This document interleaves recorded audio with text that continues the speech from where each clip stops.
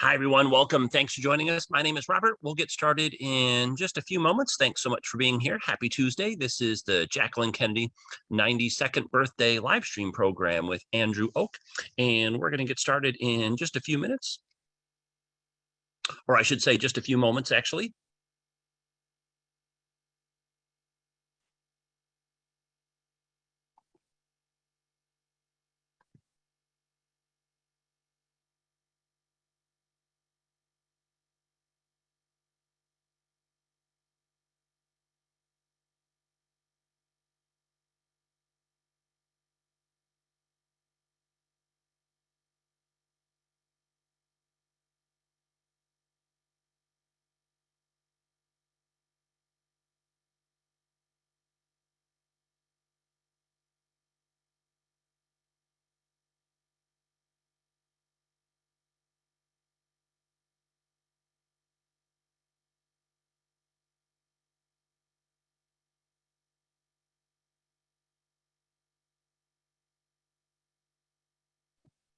Welcome, everyone. Thanks for joining us. My name is Robert. I'll be your host. This is the First Lady Jacqueline Kennedy 92nd birthday live stream program. Let's go ahead and get underway.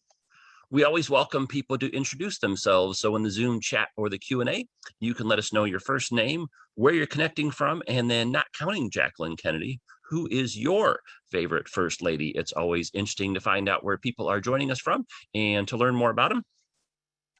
And we don't do a Zoom demonstration in these programs, but just real quick, usually the only thing that people have questions on is the sound and the video. So everyone will be in listen only mode except for Andrew and myself.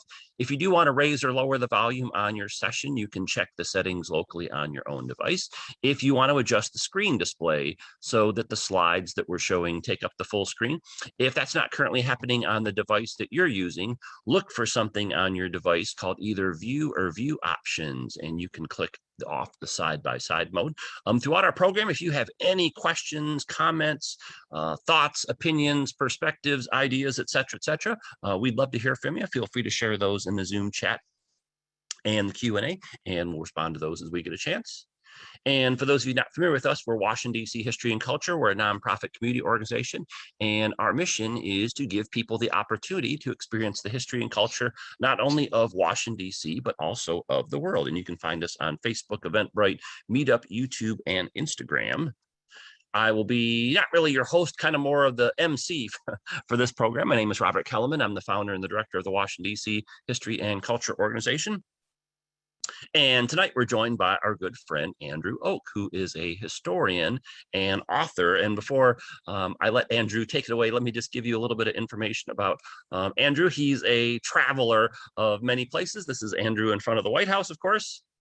And he is an author of not one, but two books, actually maybe 2.5 books, because he's working on his third book on the First Lady. So the title of his book, first one, is Unusual for Their Times. He'll tell you why he picked that title a little bit later. So there's volume 1, volume 2, and he's working currently on volume 3. Now, Andrew, we've been fortunate enough to have him come on our program several different times. So he's done a number of First Ladies programs throughout his career, including several with our organization. And if you want to go back and hear some of the previous ones that he did, you have an opportunity to do so because they've been recorded and put on our YouTube page. So the previous programs that Andrew did was one on Abigail Adams. Then he did Lucy Hayes, Lou Hoover, Ellen Wilson and Edith Wilson, and then Nancy Reagan. But tonight, of course, we're going to be doing Jacqueline Kennedy. Again, if you want to see or listen to the recordings of those programs, you can find those on our YouTube channel. And the name of our YouTube is Washington, D.C. History and Culture. And just as an FYI, if you're in Washington, D.C. or Texas, we've actually started our in-person programs. Well, we started them in Washington, D.C. We haven't started them in Texas. And this is actually the past week, we've actually been giving guided walking tours of Washington, D.C. That go visit some of the places in D.C., in particular Georgetown neighborhood, that are connected to Jacqueline Kennedy. So you can be on the lookout for that moving forward now that COVID seems to be getting a little bit more under control. But tonight we're here to talk about Jacqueline from the perspective of author and historian Andrew Oak. So with that, I am going to turn things over to Andrew and let him take it away. And Andrew, it is all yours. And again, if anyone has any questions or comments to our program, feel free to type those in the chat or the Q&A in Zoom or the comment section in Facebook, and we'll answer those at the end though. Andrew, welcome. Great to see you again. How's everything going where you're at? And good to see you. Good. So I'm gonna get my well, I'm trying presentation. There we go. There's that. It's coming up now. It always takes, there's never, there we go. Get rid of that and start playing from the start. There we have it. Fantastic to be here with you again, Robert. Happy birthday to the late, great Jacqueline Kennedy, one who tops many of people's favorites.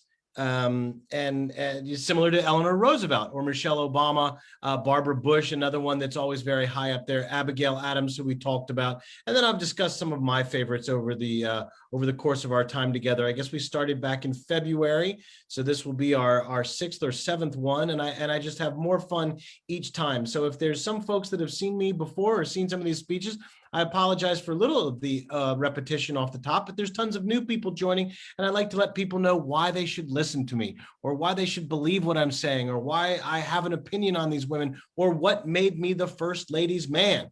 What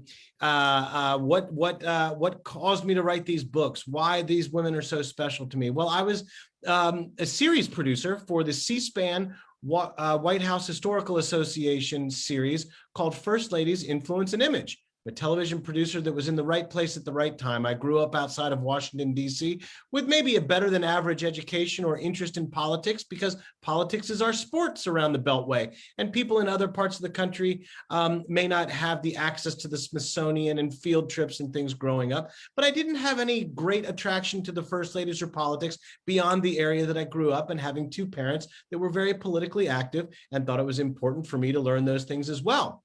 But having that advantage and growing up where I did, I was even more surprised by all of the stuff that I didn't know. So when I started researching these ladies and took out on my first trip with 7 bags of gear to set across the United States and visit every home, library, church, birthplace, cemetery, train station, relative's home, school, you name it, I went there. Vaults, private homes of founding fathers, private collections that were too frail, too fragile, too rare to be put on display for fear that they would destroy themselves with gravity and the elements.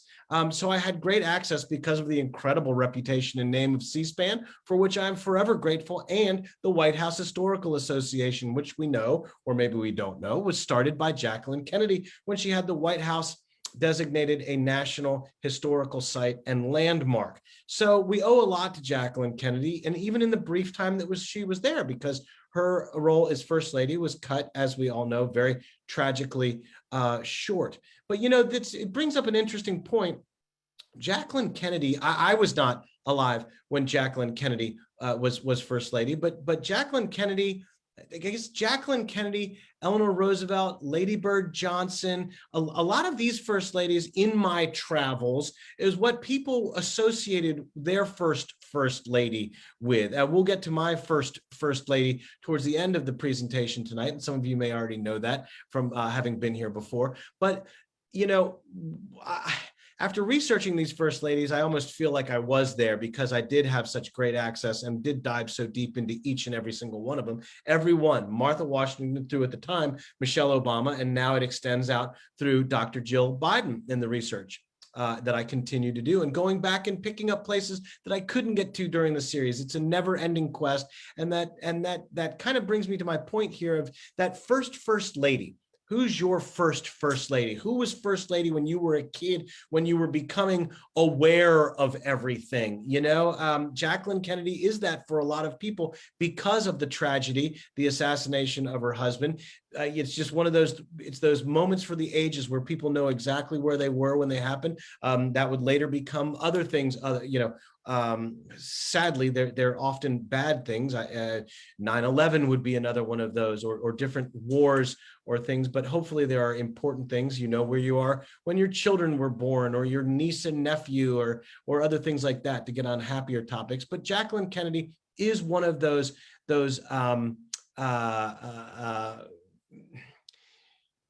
I can't even think of the term. One of those.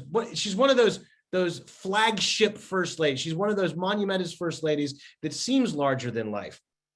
And we do know where we were when she was first lady, or when her husband was assassinated, or watching the funeral on TV. So much stuff that's also a part in technology. We'll talk a little bit about that. Jacqueline Kennedy was the only first lady to win an Emmy Award for her February 1962 tour of the White House. And she was in the right place to take advantage of new technology and television, and the broadening of that, and more people having televisions, and her sense of fashion and flair and things that just made her just such a lovable and favorite first lady. But she is an icon in many senses of the word, and in many areas of the word. Highly intelligent, highly capable, but she brought to something to the project, to the series, that actually started with the first lady, George and Martha Washington. That's where my whole journey started. I want to just tell you all a little bit about George and Martha and how they set the stage very briefly. Again, going to Williamsburg on my fifth grade field trip, going to the Smithsonian, seeing the dresses in the Smithsonian exhibit there in the American History Museum, and knowing about these women and learning about politics as part of my curriculum, maybe a little bit more, again, being from inside the Beltway than outside in other states and places where it wouldn't be as big a focus. However, I learned upon my first journey into Virginia for the C-SPAN Washington White House Historical Association series that I did not know nearly as much about Martha Washington as I thought. I certainly didn't know much about her first marriage. And her first marriage left her a widow at the age of 26 with 4 children, and basically the first successful female CEO of the new colonies, of the new world. It was an interesting place in the 1700s for a woman with no formal education, not legally allowed to own land, basically taking care of all that she had inherited from her first husband for her male children that they would end up having, which they never did have, because none of her children lived past or into older adulthood. All died when they were young adults. So the children you see depicted in pictures with George and Martha Washington are actually grandchildren from her first marriage to Daniel Parke Custis. But all of this kind of just reinforced the fact that I didn't know nearly as much as I thought about the first ladies that you would think people would know most things about. Your Martha Washingtons, your Eleanor Roosevelts, your Mary Lincolns, your Abigail Adams, and again, Jacqueline Kennedy. So the challenge of this series, when we're talking about someone like Jane Pierce or Eliza Johnson, I was basically teaching people and researching all brand new information. Most people can't name every first lady. I certainly couldn't when I started this project, not all in order and not with the authority or the research or the information that I have now. So starting out with number 1 and realizing I really don't know as much as I thought. I really don't know as much as I should. We aren't taught about these women, and to see the influence and see the roles that they played in the formation of our country, past, present, current, future, the influence they had, and the incredible parts that they were in forming America. And without America, the modern world is a much different place. There's no McDonald's, there's no Coca-Cola, Harley Davidson, Apple computers, the internet, global world economies, New York City, just so much happens with America in the modern world. And to think that it's been partly because of the efforts, the influence, the intelligence, and the participation of these first ladies is something very special. So we go all the way back to number 1 with that. Jacqueline Kennedy. Jacqueline Kennedy will always be very special to me for a number of reasons. Number 1, she's Jackie Kennedy, right? But number 2, I was in Boston for Game 6 of Red Sox versus St. Louis in 2013. That's when I was researching Jacqueline Kennedy for her show. Each First Lady had a 90-minute show on C-SPAN. You can see that series at firstladiesman.com and the video page. I make it very easy for you. I link right to the C-SPAN website, get you right there. But the Red Sox won Game 6 over the St. Louis Cardinals, 6-1, and it had been quite some time before the Red Sox had won a series, and I was in Boston at the right time. I was having a lobster, of course, with a Caesar salad and watching the game on TV at a very nice restaurant near my hotel before embarking to the John F. Kennedy Presidential Library and Museum the next day. But also Jackie holds a very special place because this photograph was taken of me by the curator there. His name escapes me. I have it in the book right now, so I apologize. A delightful gentleman that took me around for the entire day. In our normal procedure of what we would do is we would talk beforehand, but most of these places I'd never been before. And most of these people, if not, I'd say 95, 98% of these people I'd never worked with before. So we were all kind of getting to know each other over the phone, finding out about their collections, getting there, and then seeing what they really had versus what they said on the phone. And if things looked different to me through a producer's eyes, and we'd walk around the facilities, I'd kind of take it all in, and we'd talk about all of the things, the artifacts, the exhibits, the structures, the physical structures that we were touring. And then we would go back and do it on camera and do it on film. So this is where I was standing in front of a Vogue magazine display and stuff. And it was just so fantastic. And I said, could you grab my picture in front of it's just a larger than life Jacqueline Kennedy, who's already larger than life in history, in reputation, in accomplishments. And then to physically have her there standing over me, I just thought it was pretty cool and very, very neatly ominous at the time. And it was this picture that I first announced on social media that I was the first ladies' man.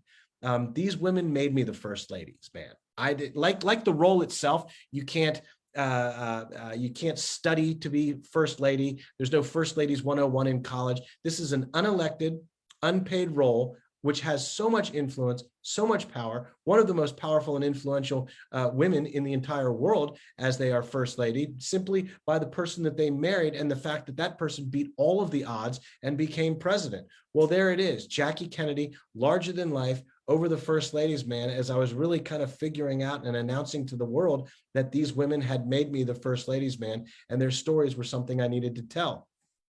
But how do you tell the story of a woman for which we know so much, or we think we know so much? Again, like a Martha Washington, like an Abigail Adams, a Dolly Madison. There are more books about Jacqueline Kennedy, more television shows, more specials. Heck, there's even been a movie since I published my books and the series came out called Jackie. So, I set out to get to know the women, the girls, the young ladies that I thought the masses didn't know, that the masses wouldn't know or couldn't know unless they'd done the research or read really deep dive into these books and gone to the museums and libraries to find this out.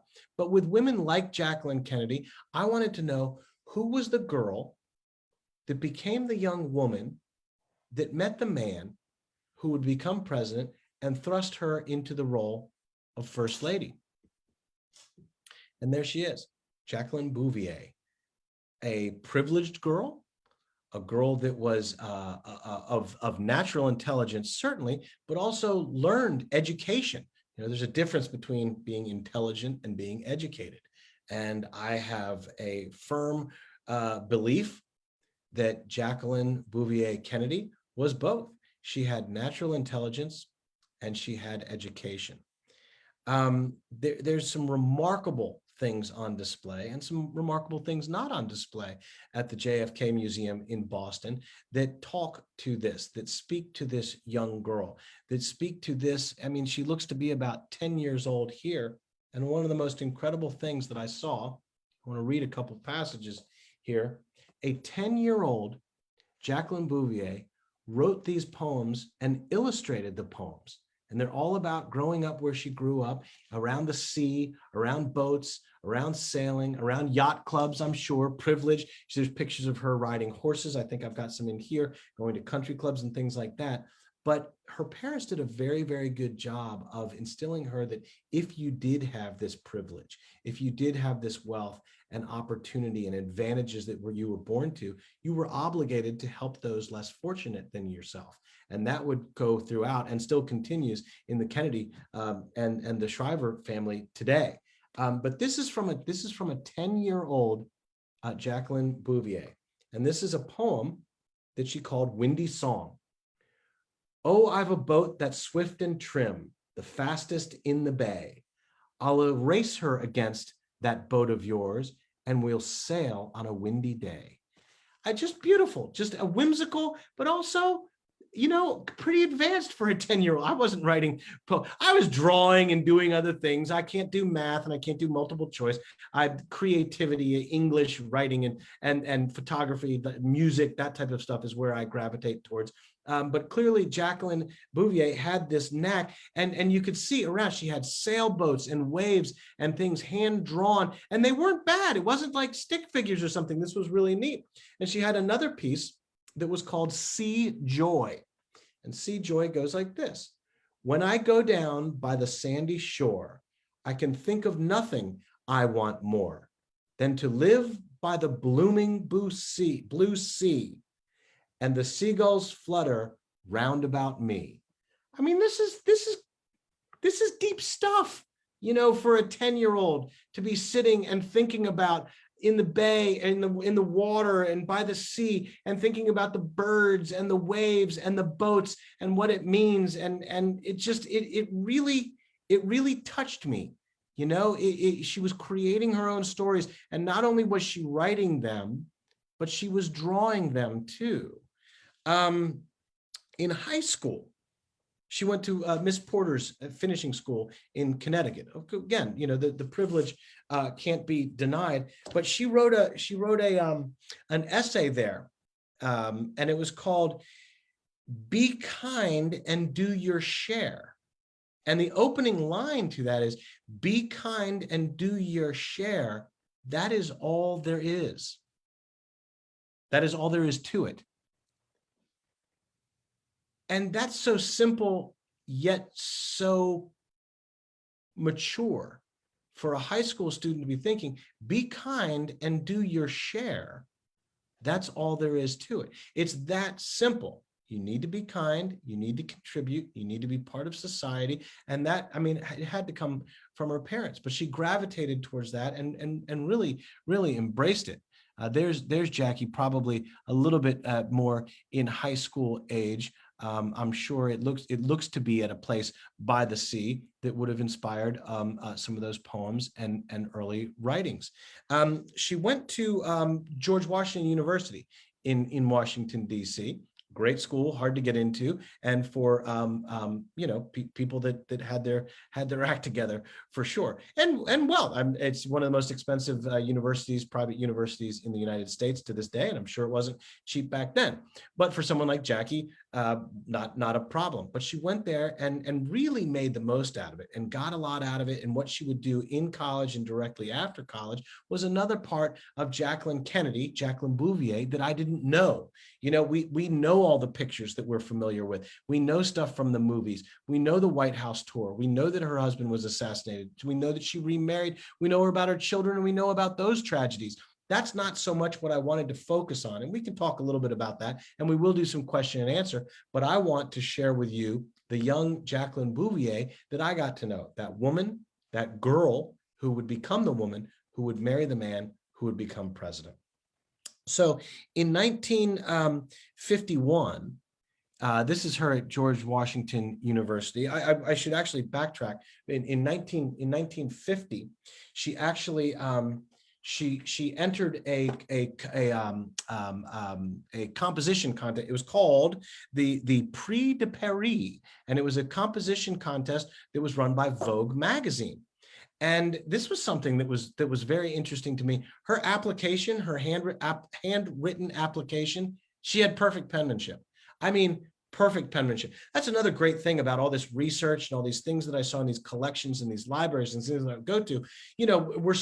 Now it's just so much email and text message and electronic. You rarely see someone's handwriting.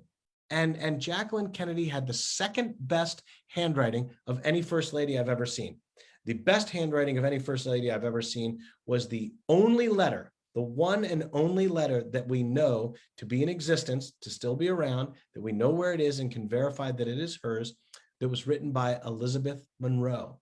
Elizabeth Monroe had incredible handwriting. If I had the ability to patent this and create a font, it is the perfect tiny little cursive that you can read every single letter.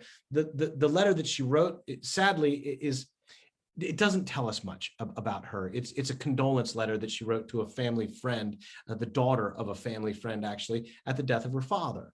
And Mrs. Monroe was basically talking about how wonderful this man was, great relationship, what a good family friend, what a good father, all the stuff that you would expect in a letter of condolence. So it's not a deep study into Elizabeth Monroe. It just lets us know that she was polite. She had dear friends, and she did the right thing when one of her friends died, and wrote a very, very thoughtful letter to this man's daughter. But second best handwriting goes to Jacqueline Kennedy. And I can see this in this 1950 handwritten application. But it tells us something even deeper about Jacqueline Kennedy. And this was one of the most surprising things I learned, because even if I wasn't alive during Jacqueline Kennedy as First Lady and wasn't there to remember the assassination and all the other stuff that we think of with the JFK administration, I mean, I know who she is. I've seen the pictures. She's gorgeous. She's a fashion plate. She always had the right outfit on. Her style is continued to be celebrated to this day in and out of the White House, and one of the most popular, written about and researched first ladies. So we all know who Jacqueline Kennedy is. But Jacqueline Kennedy didn't think too highly of her appearance. This is what she writes in that application. I can't recall exactly why it was in the application. I guess it was just kind of like, tell me a little bit about something about yourself before you wrote your composition. They wanted to get to know the applicants, the contestants. She said, as to physical appearance, this is Jackie Bouvier writing about herself in 1950. As to physical appearance, I am tall, 5'7", with brown hair, a square face, and eyes so unfortunately wide apart that it takes 3 weeks to get a pair of glasses with a bridge wide enough to fit over my nose. That is not what I picture Jacqueline Kennedy thinking about herself or writing about herself. Even if she thought it, I can't imagine her writing it about herself. And it's just fascinating to me that was the inner perception of a young woman who would go on to be one of the most celebrated for intelligence and accomplishments, but also for her style and her physical appearance. I mean, people would kill for Jackie's looks and Jackie's style and Jackie's overall, appearance and presence when she got into a room. Something else we learn about Jackie in this application is that she was asked to note 3 people from history that she would like to have known or sit in a room with, and she named. I know I'm going to murder some of these names. But the 3 people she listed was a French poet by the name of Baudelaire, author Oscar Wilde, which is funny. If any of it, Wilde, so many people read Wilde for so many different reasons, and Keats and other. There's a Smiths song for those of you that are familiar with the English alternative band, the Smiths, and there's a song called Cemetery Gates. And Cemetery Gates is one of my favorite Smith songs. And that song would go through my head at every single presidential first lady grave, tomb, cemetery, gate. And I would sit there and the lines in the song go, all those people, all those lives, where are they now? And there's also a line in there that says something about you can have Keats because Wilde is always on my side. And it was interesting to me that she chose Oscar Wilde. That was part of a Smith song that went in my head every time I went to a presidential cemetery, First Lady gravesite. And it's just weird how things like that pop in and out of your head and makes these people so real. I'll get to what made Jacqueline so real to me, as if all of these things weren't enough. But she also, the Russian ballet star, this one I'm just, Diaghileff, Diaghlieff, and these are the 3 people in history that she wanted to meet and wanted to know. And again, I mean, I was no slouch in college. I wasn't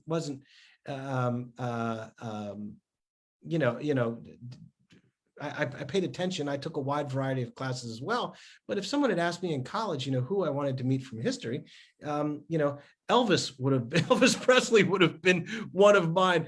That's changed a bit as you do get older. But at her age, to be naming these people, French poets, English authors, Russian ballet dancers. I mean, it shows she's a different kind of person. And just because you're raised in wealth and going to ballets and country clubs and things like that doesn't mean you have to like it. In fact, so many people in those instances rebel from that or go in the opposite direction. But she really took to it and understood it, but also with that sense of giving back in that community and be kind. It's the only way to be, and that's all there is to it. So again, a very, very interesting aspect of Jacqueline Kennedy, and the fact that she was so self-deprecating or thought so little with her wide forehead and eyes far apart and all the other stuff. And that's going to play into something very, very important in the iconic image of Jacqueline Kennedy that we'll get to in a moment. But another thing that was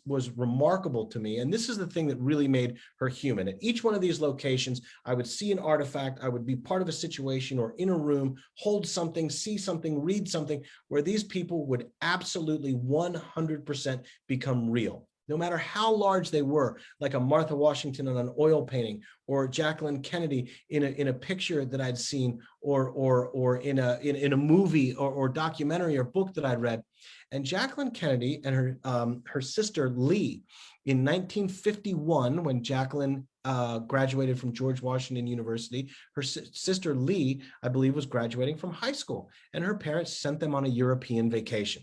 This is very interesting in that a lot of first ladies were in positions where their parents sent them. I'm thinking of Ida McKinley, Ida Saxon at the time, Lucy Webb Hayes would also go on a European, Angela Singleton Van Buren, who would be Van Buren's official White House hostess, married to his oldest son, Abraham Van Buren, because Van Buren's wife had died. Getting in a little in the weeds. This is where the Rain Man of Andrew Oak, First Ladies Man, comes out, these tangential stories, but they pop in and out. And we always bring it back and make sense. So Jacqueline and her sister Lee were given this European vacation as a celebration of their graduation. Well, Jacqueline had already taken to writing and drawing. We saw that from an early age when she was 10. She was also into photography at this point. And Jacqueline and her sister documented their entire trip. And then also, again, not thinking of themselves first, as lots of young people would. You can't fault them. It's just part of growing up and part of being self-absorbed at that point, or being part of a European vacation that was for you and celebrating your graduation from college, high school, what have you. But they took the time to take, and this is, this isn't digital photography. This isn't phones with cameras. This is film and cameras and development and things. And they took rolls and rolls and rolls of film and came back and assembled it into a beautiful handmade photo album. And then what they did was they wrote little captions on each of the photo albums and little pictures, and they're delightful pictures. They're cartoonish, but they're not stick figures. They're highly developed cartoonish figures of themselves. Jackie's always holding the camera, and her sister's right by her side, and the people that they would meet, and these little stories. So it was almost like an interactive or enhanced photo album with all these extra things. And I did that as a kid. I drew little pictures next to pictures and photographs, and made little comic strips and created little Dr. Seuss-like characters after reading a Dr. Seuss book. And this allowed me to really feel as though Jackie were real.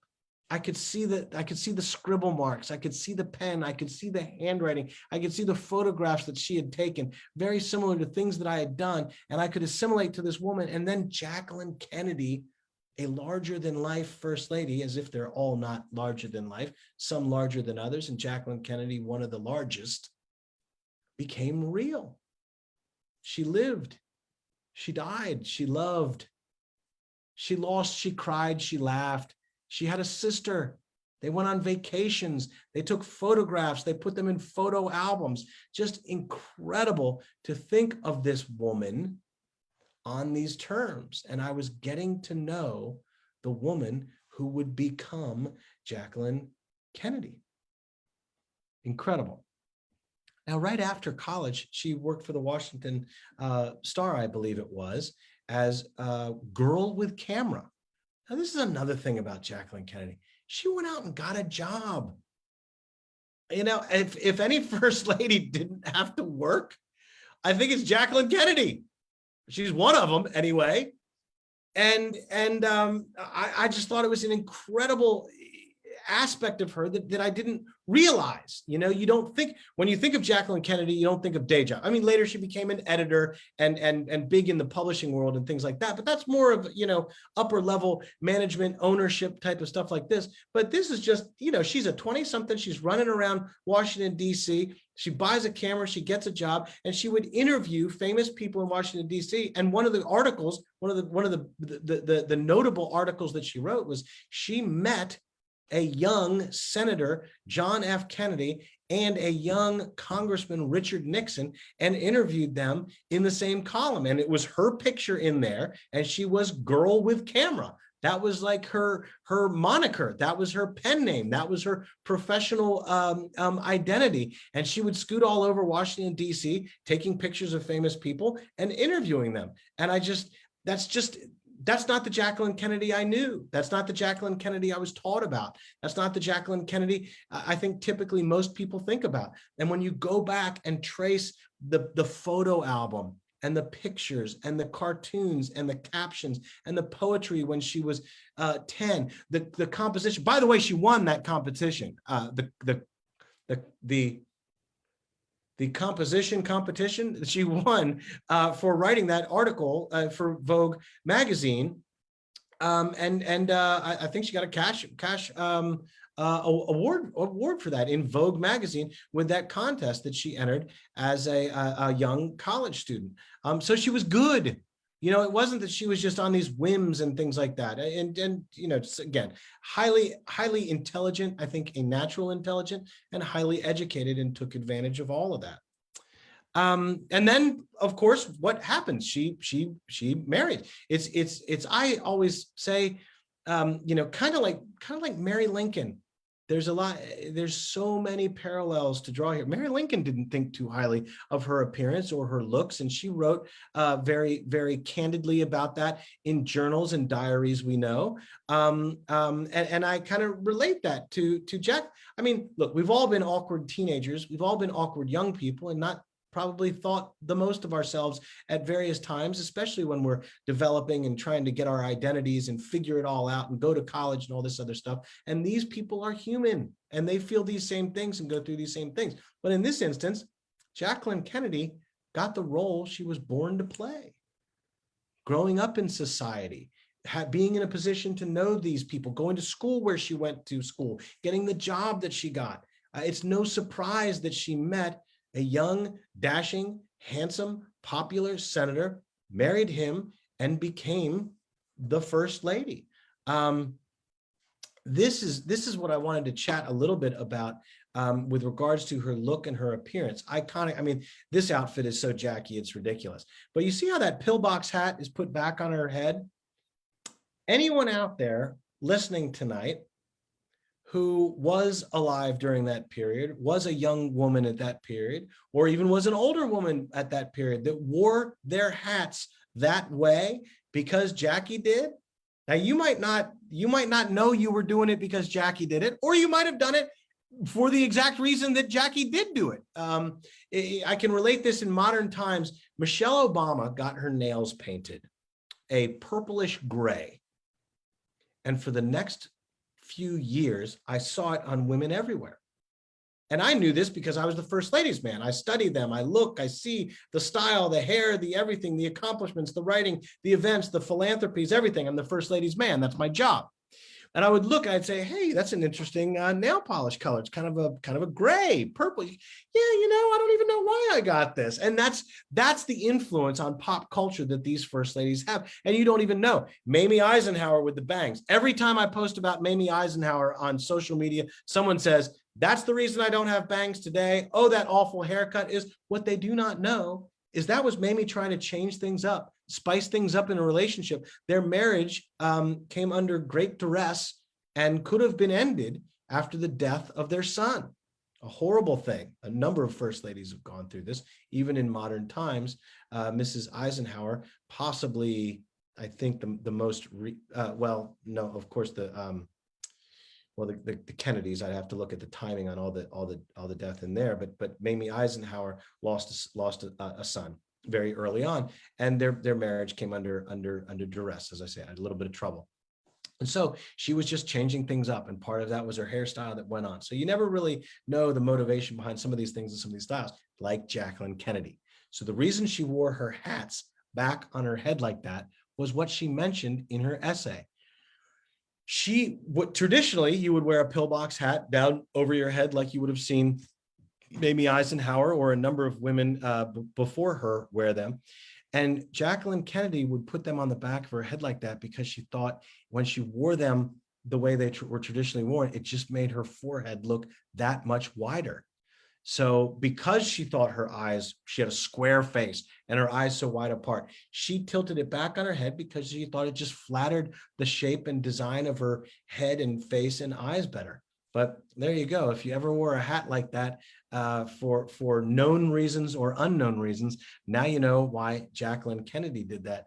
And that suit there is just so classic her, so fantastic with those giant buttons and it's the dress suit with a beautiful collar and the muff in there and always gloves and a hat like that. I was able to see that outfit close up. It's just stunning. All of her clothes stunning. And there's an even better shot of her with the hat on the back of her head like that, which is just so fantastic, knowing the story. That's another great thing about so many of these museums and libraries, even going very, very far back. The Truman Library was excellent about this. Actually, the Polk Ancestral Home for Sarah Polk, also very good about this. The Eleanor Roosevelt exhibits in Hyde Park for her, so great with the pictures. When you can see an outfit physically in front of you, and then you can see it represented on the woman in a photograph, where she was using it, how she was using it. It's just absolutely spectacular.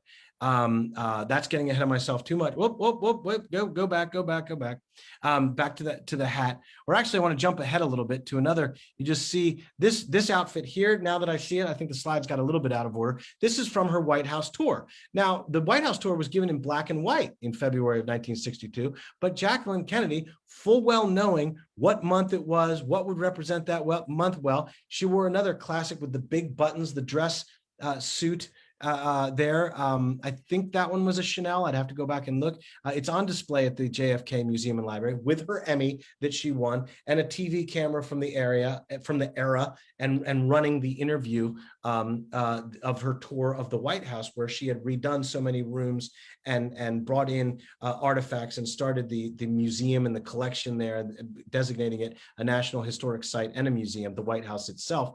Very, very popular at the time, but in black and white. And so many people, well, now with the movie, they're not as stunned as they were. But when they come to the JFK Museum and they look and they see it in red, they just didn't know because everyone's seen the black and white pictures up to that. But now we've got the colorized versions and the movies and the things like that. But Jackie always knew what to wear. I mean, look at that gown, just simply incredible. And again, she was revered the world over. And this is another fantastic thing about Jacqueline Kennedy and her sort of international appeal and what she would do with a dress like this.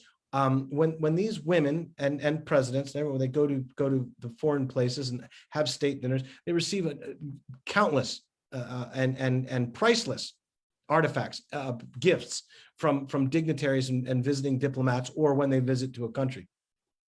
Jacqueline Kennedy spoke multiple languages. I'm not exactly sure. Lou Hoover spoke more languages, foreign languages, than any other first lady, spoke 7. Melania Trump coming in second at 5 or 6.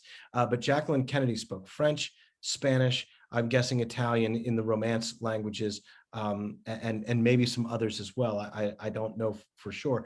But when she was in those countries, she would speak in that language. She would say, have a nice day. Thank you. You're welcome. Wonderful to be here. How are you? Certain just pleasantries that she would know that shows she took the time to know this and speak this and say this to her guests that were visiting or to the countries that she were visiting. She also would get jewelry and gifts, and she would wear those at the state dinner. She would have an outfit made or brought with her that would complement that. She would find the perfect outfit that would go. So she'd be wearing the earrings, or she'd have the necklace or the jewelry, or if she was given a brooch, she would put it on that outfit or wherever she was touring or going the next day in that country.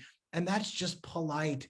It just shows that you like it. And the host, the gift giver, the person that would see that given to her, using it immediately, could be nothing but flattered. She was absolutely delightful. She was delightful on the world stage, and she was delightful here at home when people visiting her or in her own country with Americans. She just knew the right thing to say. She knew the right thing to wear and the right thing to do in nearly every situation. And if you think about it, these women are ambassadors, not only for our country, but for their husbands' administrations.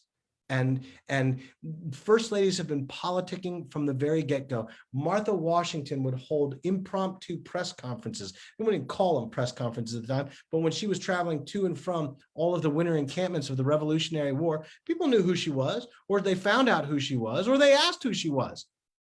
And she would say, here's how the war's going. I just came from the general. Boy, things are going great. Boy, things are this. Boy, things are that. First ladies that maybe most of us wouldn't even think of or know sat in the Julia Tyler, for one. John Tyler's second wife would actually have gentlemen politicians, she caught a lot of grief for it, would have them over for dinner so she could sit and politic and charm them. These women are often that softer you look at Grace Coolidge versus Calvin Coolidge, Silent Cal. Grace was the life of the party, always smiling.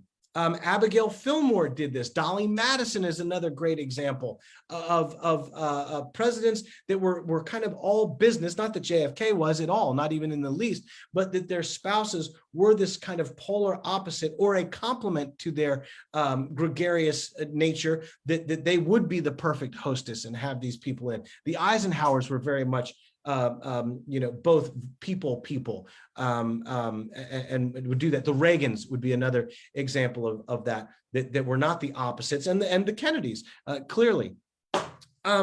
There's one other thing that I want to get to before I tell you a little bit about some interesting people that I met along the way that knew Jackie either directly or indirectly and shared some very, very special moments with me. And then I do want to get to your questions and hear what's of interest to you.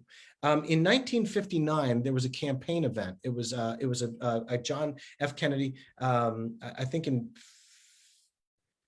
59, that would have been presidential. I would have had to have been, right? They were in Washington State, and this is on display, or it was when I was there at the JFK Museum. And when a president gives a speech, he's got his typed out prepared remarks. A lot of work goes into it. People help them write the speech, then they tweak it. It goes back and forth, but they'll have a typed out version. Now it goes on the teleprompter and things like that. So they've got the typed out speech that Kennedy was delivering at this campaign event in Washington State in 1959.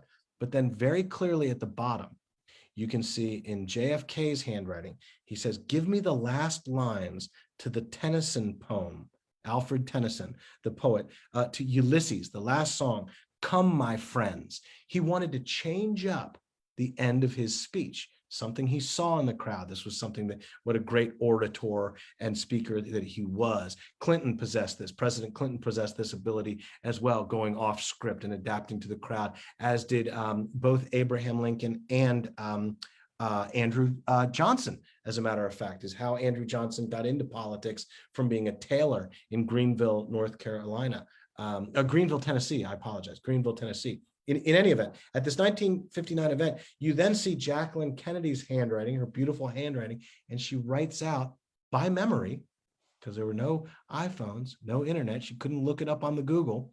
She wrote out by memory the end of the Tennyson poem Ulysses, with the come my friends part that finished it up. And to all accounts, Kennedy delivered that with his wife's assistance to a rousing approval of the crowd, and he went on to win elections and things like that and become quite successful.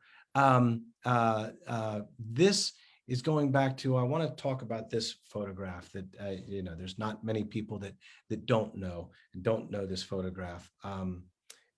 This is right after the assassination in Texas, which would have been November 22nd, November 22nd of 1963. And LBJ, there's not enough time to get into this of what it meant to LBJ and on the LBJ ranch, but suffice to say that after Dallas, JFK and Jackie were going to the LBJ ranch for a barbecue, for a picnic. So the entire staff at the vice president's house was getting ready for that event. And they learned about it by seeing it live on TV.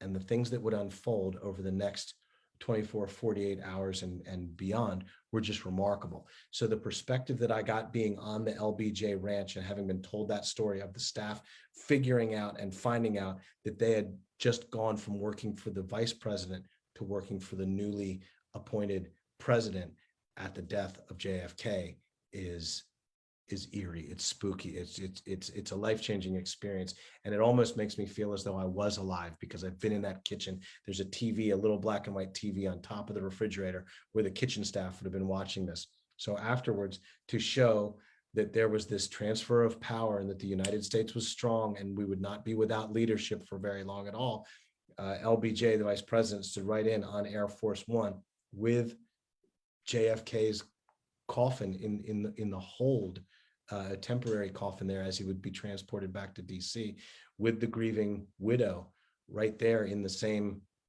outfit that she was wearing in the car. But here's what's very, very interesting. If you look in between, I'm pointing as if we're all in the same room. If you look in between LBJ and Jacqueline Kennedy, you see a woman's face. And maybe you never saw that woman's face before, but that woman's face, that woman's name, the name behind that face is Mary Gallagher. And I met Mary Gallagher. I met Mary Gallagher in 2017, and she was 90 years old. And to my knowledge, she's still with us and sharp as a tack. And she was right out of high school in 1952, working in the senator's office in Massachusetts. She was a secretary in JFK's senator, back in the district in Boston. And JFK was so fond of her and her abilities and the work that she did there in the office, he asked her to come to Washington, D.C. to be Jacqueline Kennedy's executive assistant, the number one. And as Mary Gallagher was working there in the White House with Jacqueline Kennedy, she was taking notes of her experience because she knew it was significant. She knew that she was working for the First Lady of the United States. Obviously, she knew the President of the United States. And she was taking all these notes and these memoirs for the sole purpose of passing it along to her family. She has 2 boys and a husband, and she wanted them to know what she did, how she contributed to America, to the presidency, to the White House, to the President and First Lady and all this stuff, taking notes. She had incredibly intimate experiences with Jacqueline Kennedy and the children. Mrs. Kennedy would sneak out of the White House and go over to Mrs. Gallagher's house to hang out with her and her family on Wednesday nights to have spaghetti. She just wanted a home-cooked meal and help kids with their homework and sit around and watch TV or listen to the radio or chit-chat and do whatever they wanted. So she would go from Washington, D.C. over to Northern Virginia and go to the Gallagher residence, and they would sneak her in, and she would spend evenings there, spend time with the Gallagher family. That's the kind of access that I had, so fortunate to meet the people that knew these women, especially some of the women that are no longer here to tell their own stories, and hear a side of them or hear a part of their lives that no one else could have or would have known. And that's just remarkable. Her book, she then, what happened then, of course, the assassination, and things changed for Jacqueline. It's an understatement of the century, but she initially stayed in Washington, D.C. and got a home in Georgetown, but was just pestered and bothered, and she feared for her safety a great deal, the safety of her children, the safety of her family. Of course, Robert Kennedy, the endless tragedy within that family. And eventually she would go to New York, remarry, and a lot of that from what I read and understand, was because of a safety concern, and she needed someone that could protect her and her family, and found that in Onassis.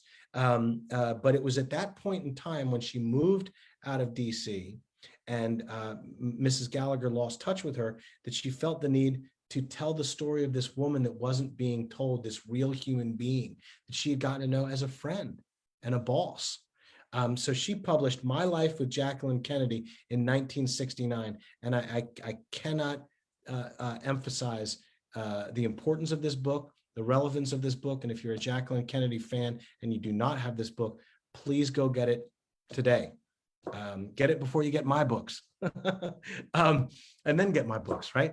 I met Mary Gallagher in Northern Virginia, as I mentioned, in 2017, and she said, "Well, you can see me in the photo.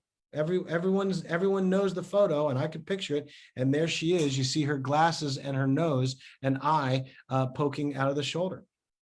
Something other that was very interesting, and I met this this woman as well in 2017 at a speech that I was giving at the Mary Surratt House. So I was speaking to a group of historically minded women that were part of a group at the Mary Surratt House. One of the conspirators, the woman that was hanged in association with the assassination of Abraham Lincoln. And this woman's name is still a friend of mine, Jane Reedy. And Jane Reedy came up to me after my speech and said, "I'd like to tell you something about my father." I said, "Okay, well, what would you like to tell me about your father?" She said, "Well, my father's name was John. They called him Jack. And if you Google Jack Reedy obituary, this man died, was 80 something, I believe, on February 24th of 2014. So not too long ago. And his obituary was published in the Washington Post on March 29th of 2014. Well, Jack Reedy on 11/22/63, when JFK was assassinated, Jack Reedy was on his first assignment as a Secret Service agent. So he was there in Dallas. I don't know his exact position around the car or the parade or there, but that was his first assignment, protecting a president when JFK was assassinated. After everything went down as it did and things were taken, his direct assignment was to stand with or nearby Jacqueline Kennedy at the hospital while they tried to save the life of President John F. Kennedy. And after that, when this picture was taken, with LBJ swearing in, Jack Reedy was actually in the hold of the plane with the body of the deceased John F. Kennedy. Remarkable. And that's the type of people and the type of history that I've been able to meet, know, research, as I got to know this young girl, this poet, this illustrator, this author, this broad-minded and broad-foreheaded woman who did not think too much of herself in the image category. But that's how I got to know a Jackie Kennedy that most folks don't know. And then after the series was done, I would meet these other two women that had such direct ties, such important ties to JFK and Jacqueline Kennedy. It just made the Jacqueline Kennedy story that much more real to me, in addition to the research I'd done at the LBJ Ranch, which let me know even more about an incident that is so ingrained in our American history, that one that I was not there for, alive for, but one now that I feel as if I was alive for. And there she is in all of her glory and all of her beauty and all of her intelligence and all of her wisdom. And I just think she was one of our greatest first ladies that left a historical impression on our country and the world in a way that few have since or before. These images we already looked at here, the beautiful pink dress, her there in the classic and tragic event that would shape so much of her legacy. Her brother-in-law there, still alive, and then there with the children as they saw that funeral that she did so well to organize have run similar to Abraham Lincoln's, which was a great tribute to her husband and such a lasting impression on all of us, those who weren't even there. Kind of ending on a lighter note before we get to the question and answer. I see there's a bunch of questions that are popping in. I appreciate all those. Robert will come back in and moderate that part. But a lot of folks are going to ask, what was that first lady, or who was my first lady that I remember? Oh, another beautiful picture, Jackie. I forgot how many photos that I put in. There's so many of her. But there it is. There's the first lady who I met first. I took that picture with my Kodak 110 camera, April 14th, 1976. That was Betty Ford, as my mother and father took me, and my brother would have been not even one at that point. So still an infant. I'm sure my father was carrying my brother, and I was running around with my camera. And my mom, I remember saying, "Oh, the car pulled up," and she said, "That's the president's wife. Go take a picture." And I snapped my picture, and I know it's April 14th, 1976, because my late mother, bless her soul and heart and memory, wrote it on the back of the photograph that I still have the originals. And she said, "Go over and stand by the first lady's car." Some of you may have seen that, as gratuitous as it is for me to put in there, but it is relevant. There's your first lady's man on April 14th, 1976, standing by the first lady's limousine on the National Mall in Washington, D.C. during the year of our bicentennial that we would soon celebrate a couple short months after that. There's my books. You can get them. I'd love to sign them. The only way I can sign them, it is a live personal event that we are at together, or if you order through firstladiesman.com. If you order through firstladiesman.com, also my publisher gets more money than if it's on Amazon or anything. And that's important because my publisher is Tactical 16. It's run by veterans, and part of the profits go to them and help veterans with PTS and help them write and publish their own stories. And I'm very, very proud of that. And I'm very proud of my publisher and the work they do with veterans.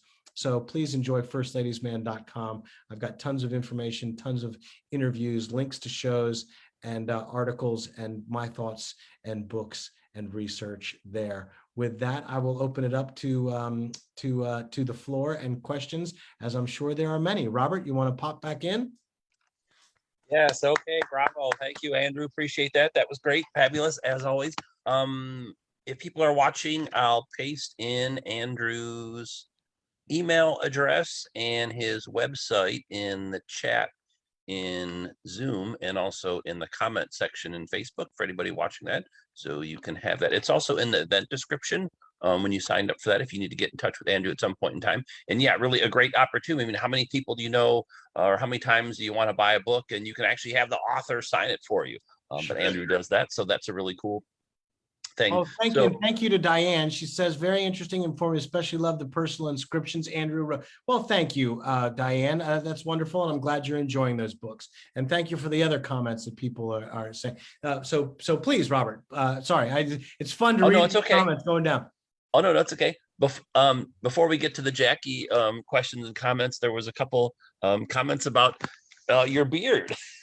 Oh, I forgot. Yes, you probably forgot about that, but you have a loyal following of people that have been coming to see you every month. Oh my gosh! Did some of you think you showed up to the wrong meetup? Oh my goodness, I completely forgot.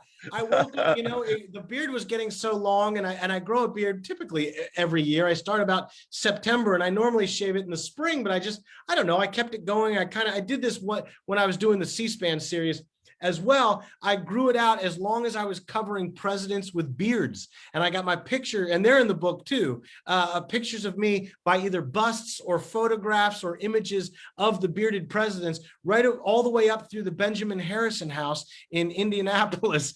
And it's just, hey, look, man, when you travel by yourself for thousands and thousands and tens of thousands of miles and hours for every first lady, you get bored. You're by yourself. You're lugging 7 bags of gear around. You got to do something to keep yourself busy. So I was growing this beard long, and it ended up to be this Rutherford B. Hayes-ish Civil War beard. And that's what I was getting back to at this point. But I was finding that in my sleep, I was actually holding my beard because it was pushing up on the pillow and becoming uncomfortable. And I woke up one day last week, I think, I walked in, brushed my teeth, took my vitamins, grabbed my electric clippers and an extension cord, and walked out back, shaved it all off, and threw it into the yards. And hopefully the birds. I live on a river, the West River, south of Annapolis, and tons of birds and wildlife. So hopefully they're using this most recent 2020-2021 beard for part of their nests.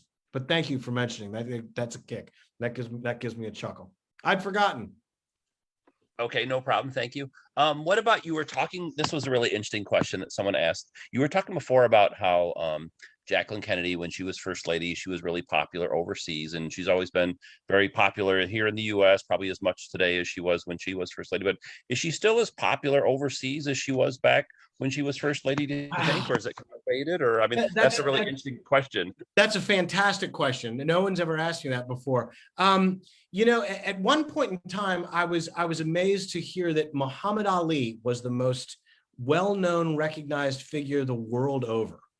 And, you know, you can think of a time when he would have been.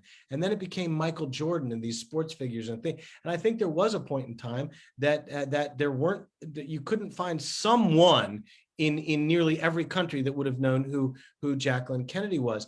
And if that faded at all, which I'm sure that it did, because that's time and other people come along. I mean, after 9/11, you know, Laura Bush, this is one of the reasons I respect Laura Bush so much, is that she was a librarian.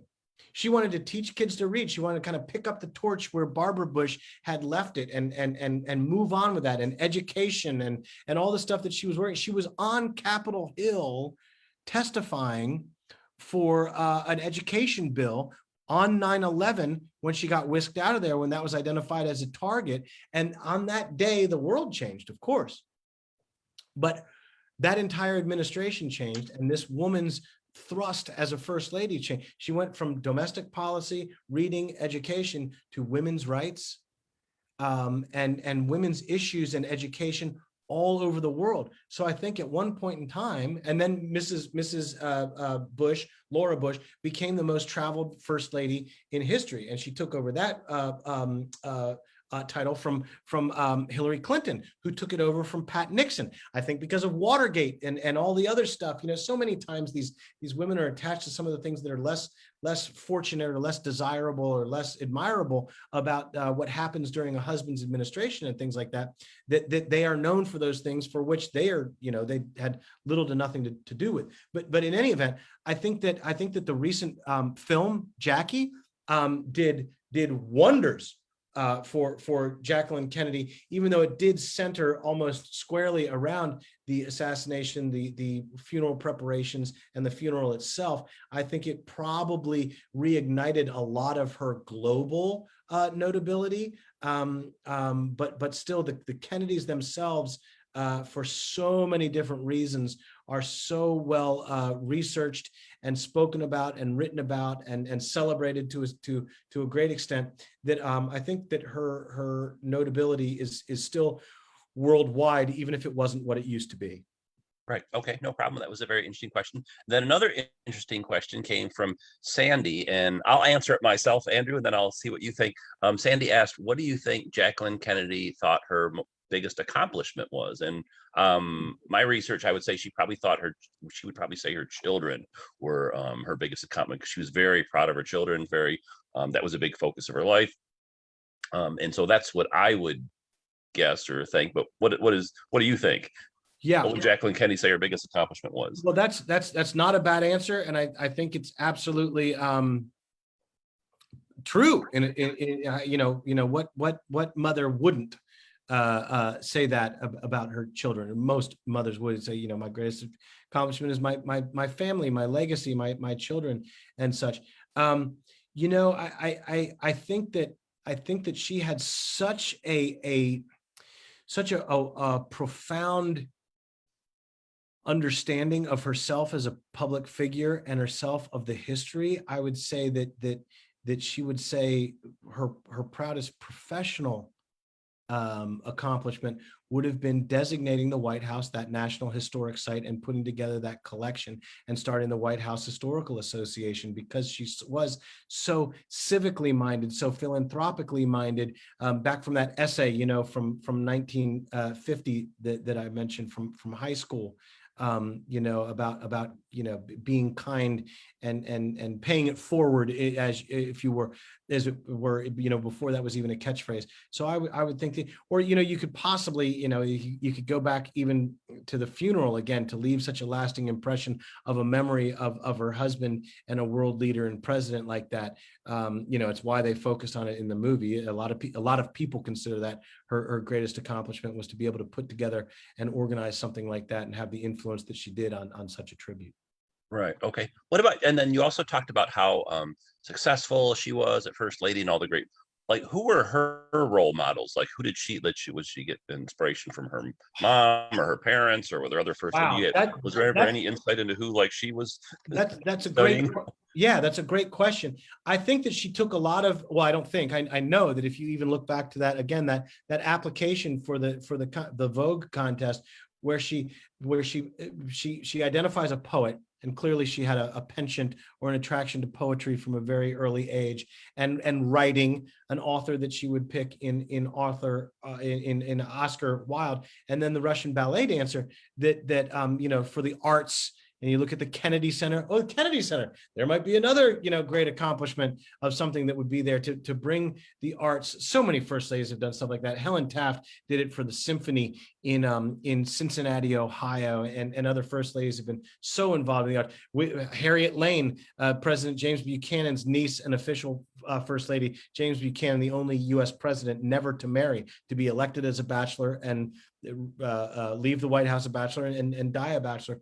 Harriet Lane was the influence and the spark that lit the fuse on what is now our National Gallery of Art in Washington, D.C. in the Smithsonian. So anyway, looking at those influences that she identified, but also looking at her parents and what they would have instilled in her for that philanthropic mind, and that she was so privileged and to give back. So I would say her parents, and then the authors and poets that she identified. Right. Okay, that's terrific. And then let's see, a couple people asked how her and John F. Kennedy met. I can answer that myself. So they met at a dinner party in Georgetown. They had a mutual friend that invited the two of them over to this dinner party, and he immediately began flirting with her, and I think her interest was kind of lukewarm. I think her interest was in him was a little bit less than his was in her, but eventually they stayed in touch and started dating, and etc. But quite a few people asked about their marriage. I think I don't know.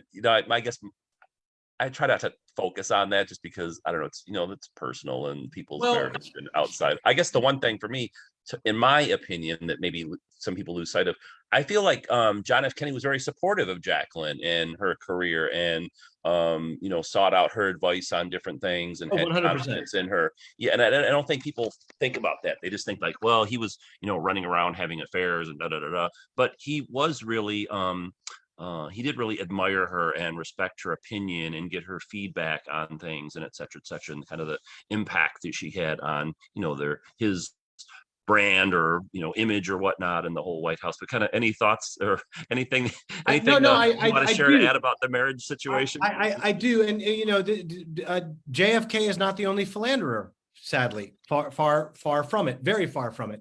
I stayed away from that for a number of reasons. When you go to these locations, they don't highlight it.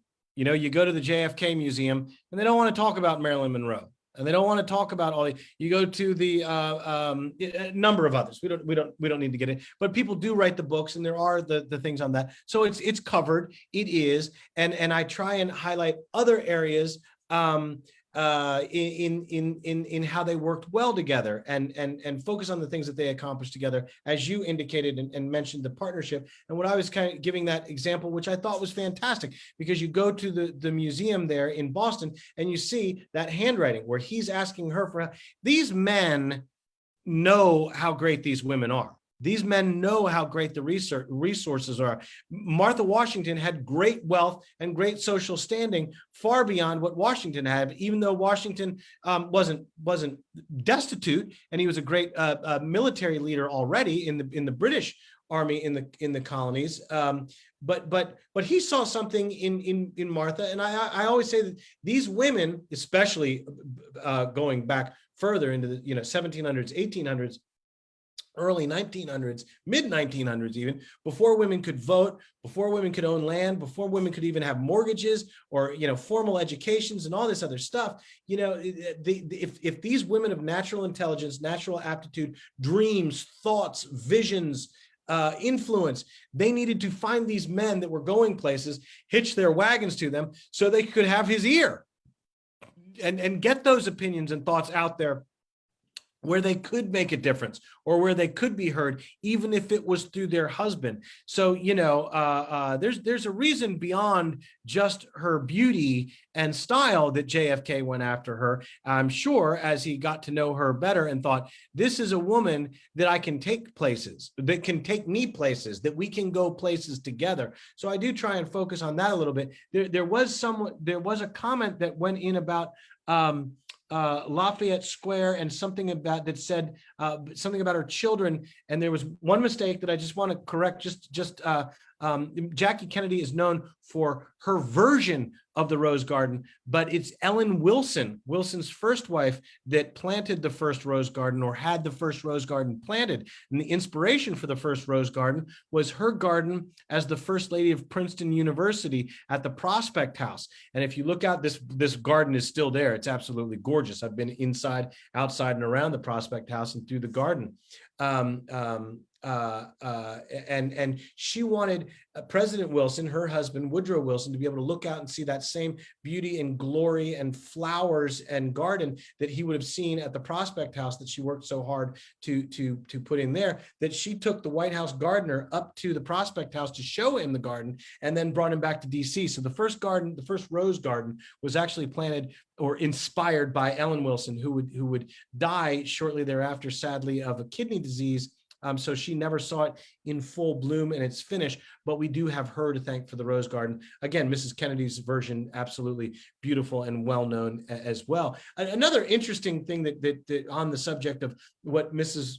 Kennedy gets or got credit for, not unjustly, but because she was such a larger than life figure and people fell in love with her. She was young, she was attractive, she had children. This goes back to the Roosevelts, Edith Roosevelt. This goes back to Frances and Grover Cleveland. Frances Cleveland is the youngest first lady in history at 21 years old when she married a 49-year-old Grover Cleveland, second bachelor to be elected president, but he married a woman in the White House, so he didn't leave a bachelor. But they had young children in the White House, and people went crazy for them to the point where they were picking them up out of carriages when their nannies walked them and tore off pieces of their clothing and part of their carriage. The Clevelands had to move out of the White House during the non-social season just to get some privacy. They moved over where the Obamas live now in off of Kalorama. It's called Malcolm X Park, but there's another name for it. It'll come to me. But it's nicknamed Malcolm X Park, and it's over off of Kalorama in Northwest Washington, D.C. But anyway, Jacqueline Kennedy, known for the White House Historical Association, of course, and known for all the artifacts that she brought in and things like that. We know that her role as First Lady was cut short, but Pat Nixon collected more artifacts and antiques for the White House collection than any other first lady in history. She just did it very quietly, and she doesn't always get credit for that. So, credit where credit's due, and people can share the credit for all these different wonderful things and different iterations as each first lady makes the White House and the role her own. As I mentioned before, there's no job description. There's no rule. A wife of a president doesn't even have to be first lady, and some haven't. Some have taken a back seat. But anyway, there's just a couple little tidbits, just throwing them out there. What about Meridian Hill Park? Yes, Christine, Meridian Hill Park. Thank you very much, Christine, putting that in the chat. What about maybe more of a kind of a semi-rhetorical question. I find it interesting. It kind of shows how sexist we are, unfortunately, as a society. When you early a couple months ago, you did the program about Woodrow Wilson, and his wife, the first lady, passed away, unfortunately, while he was still president, and he remarries, and they didn't really seem like that was a very big deal. And that happened to some other presidents. Their wives passed away, and they end up remarrying either while they're in the White House. Jacqueline Kennedy, she goes to remarry after President Kennedy's killed, and oh my God, this is terrible. She should not be doing that. Da da da. Why? Any thoughts or comments? I do have some thought, and the interesting thing is I always try and give relevance, precedent, different perspective, and it all goes to the time in which we live, what the societal norms are, where we are as a people, and the technology that's available and how we communicate. I mean, look at us now. We're talking to people all over the world here on this meetup, hundreds of people. I'm endlessly flattered by all you people and humbled. It's just incredible that you show up and you listen to me and you buy these books. And I honestly, it chokes me up sometimes to think about how I just, how I fell backwards into this role and became this sort of mouthpiece for this research and these women and things. And it just, the fact that people want to listen just pleases me to no end. So thank you. But another, we mentioned her, Frances Cleveland. Frances Cleveland remarried after Grover Cleveland died. He was 49 when they got married, and she was 21. Martha Washington, George Washington wasn't her first husband. And James Madison wasn't Dolly Madison's first husband. And Thomas Jefferson's wife, Martha, was married before. Different times women married much older men. And women typically live longer than men anyway. And if they're already 5, 10, 15, 20, 30 years older than the woman, well, of course they're going to die. And Martha Dandridge Custis's life shouldn't have been over at 26. And it wasn't, and she remarried, but we didn't have the internet, so nobody cared. Dolly Todd Madison. She was married to John Todd, who was a Quaker lawyer in Pennsylvania. He died of yellow fever. Left her with 2 young children. Should her life have been over? No, and she got to know James Madison.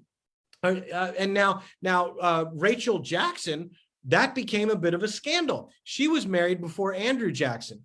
Here's some randomness. Andrew Jackson is one of 2 orphaned presidents. The other one is Herbert Hoover. There's some weird stuff for you. But so anyway, Andrew Jackson met and fell in love with Rachel Robards, and her first husband, Robards, I forget his first name, he was an alcoholic, and he was verbally, if not physically, abusive. They live in the hills of Tennessee in the early 1800s. And from what I hear these days, even sometimes it's difficult to get a divorce. Well, imagine how difficult it was in 1810, and the guy was a drunk and a jerk and lived in the woods somewhere, So she left him and got remarried, and then the John Quincy Adams campaign machine turned it into a big thing and called her a bigamist and things. And it's not very clear even to this day of when she officially divorced Robards, like legally in the courts, as to when she married Andrew Jackson. But there's some gray area there, and that was actually made a big stink of, but that's a little bit different circumstances. Harding's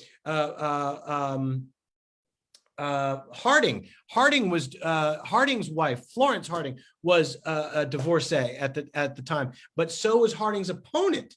Had been divorced, so big thing. So they kind of canceled each other out because you couldn't make a big stink of it. But people are mean. People are very, very mean, and politics is a horrible, horrible arena of nonsense that these people's lives are put on display. And you'd think that someone that went through such a horrible time as Jacqueline Kennedy, with all the death and everything, would have been left alone in her post-White House life to marry some guy. But he was a big, to-do and flashy, and there was some nonsense I think there as well. So they were in the tabloids, and it's just it's so difficult for someone like a Mary Lincoln or a Jacqueline Kennedy when they do, like I said, get this role they were born to play and then get all the attention. It's almost like a rock star that wants to walk down the street. And Martha Washington said it from the very beginning. She said, being the first lady, or they didn't call it first lady at that point in time. She was just Lady Washington. There wasn't an official title of first lady, but she said it was like being in a prison. Michelle Obama said that she wanted nothing more some days than to walk out the door of the White House and keep going and go skydiving or ride a motorcycle, or I forget exactly. I think skydiving was definitely on the list of things that or bungee jumping, something like that. She said she just wanted to do it because she couldn't do anything when she was in there. I mean, the pedestal that we put these people on and make them these larger than life characters where they can't walk down the street or get a meal in a restaurant without being harassed and stuff like that, and that's what I do with this precedent and this different perspective is these are real people. We need to treat them as such during their accomplishments, during their failures, during their shortcomings, during their losses, during their wins, and in their personal lives. And as we're so much in social media and everything that's out there today, there are some things I felt badly. I write about this in the book about reading some of these people's personal letters that are now public record and thing. And you read this stuff and you're like, man, I wouldn't want anyone reading my stuff like that. I'm kind of a private person when it comes to things like that. So, it's rough. It's a rough position to be in at times. Okay, excellent. Well, that's going to wrap things up for this evening. Thanks so much to all of you for joining us throughout the world. We have people joining us from all over the place. That's great. And a special thanks to Andrew for sharing some of his knowledge with us. I talked before that he's had several other programs he's done. You can find some of them on our YouTube page. You can find more of them on Andrew's own website, which I put the information and his contact information in the event description. So wherever you signed up for this program, either through Eventbrite, Facebook, or Meetup. And we'll invite Andrew back again at some point in time in the future. We're going to be working on a few different projects the next few weeks, but we'll definitely have Andrew come back and share some more First Lady stories with us about some other First Ladies that we haven't gotten to. There's still a lot to choose from. So thanks, everyone, and have a great rest of your weekend. And again, as I mentioned earlier at the start of our program, if you haven't done so already, tomorrow's Jackie's birthday. Make sure you have a piece of cake. Hey, thank you to everyone in the chat room. You're just writing wonderful, wonderful comments and things. And thanks to all that have bought the books already and enjoy the books. Share them with someone, get more as gifts, whatever you like. Enjoy the website. There's tons of free information there too. And connect with me on social media. And I'd love to stay in touch. And Robert, thank you as always. Wonderful host, wonderful platform, and a wonderful evening with you. No problem. All right. Thanks, everyone. Take care. Stay safe, and we'll see you soon. Bye.